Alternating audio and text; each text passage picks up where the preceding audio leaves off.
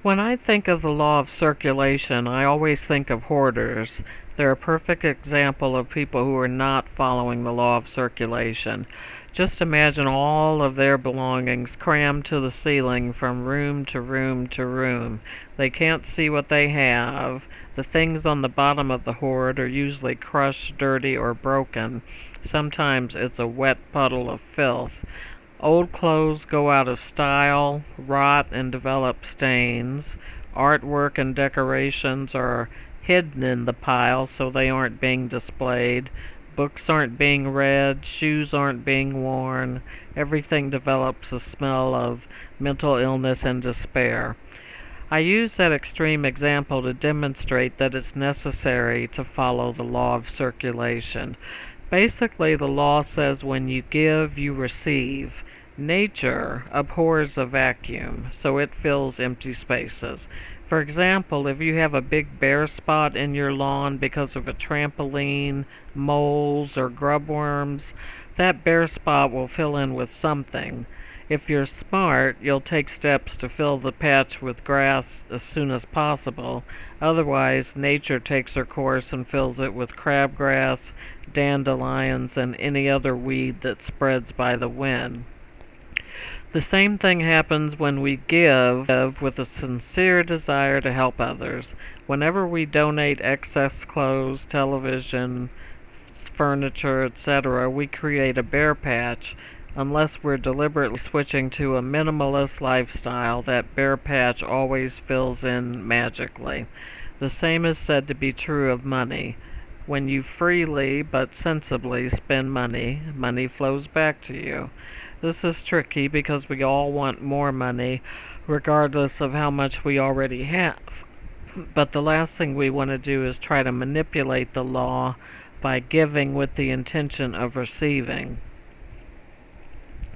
Don't you hate it when you throw a nice party and someone comes with a cheap bottle of crappy wine, then they guzzle down the good wine that other people brought?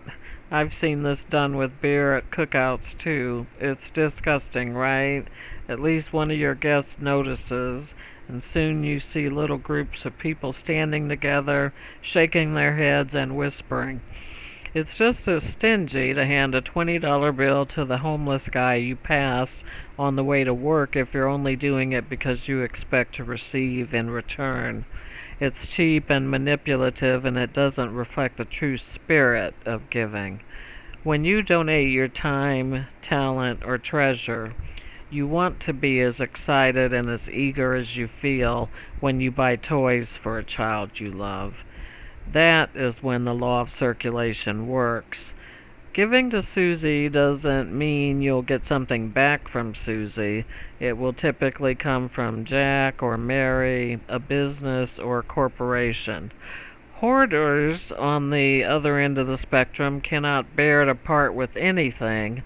Everything they purchase is a waste because it'll get lost in the hoard.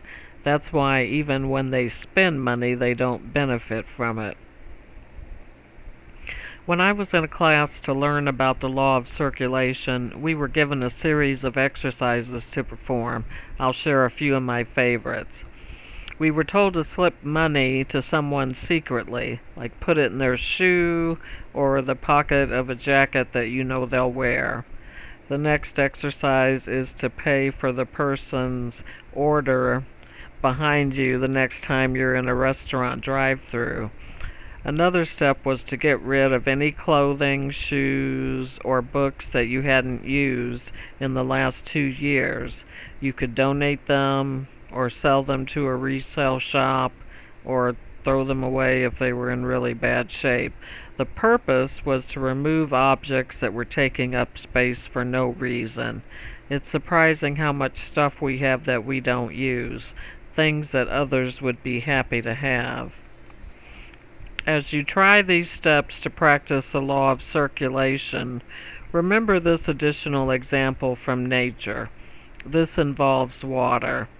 Where nature flows, there is life and movement, but when it stagnates, it's green, smelly, and still. Fish find it difficult to survive there because there's contamination and little to no oxygen. I hope this helps you to understand the law of circulation. It's one of a handful of spiritual laws that can help you create the life you desire by making room for the new. So I invite you to relax and make yourself comfortable. Breathe deeply, slowly. Close your eyes. Turn your attention away from the thoughts that bring you pressure and anxiety, and allow yourself to fall into the gap between thoughts.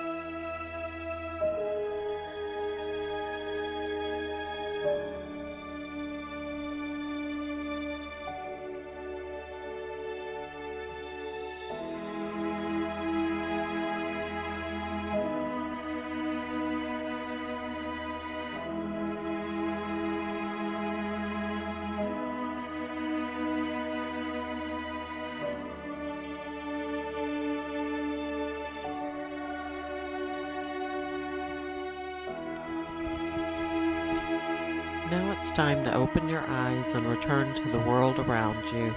If you enjoyed this meditation, please subscribe to my channel for upcoming meditations created specifically for African Americans.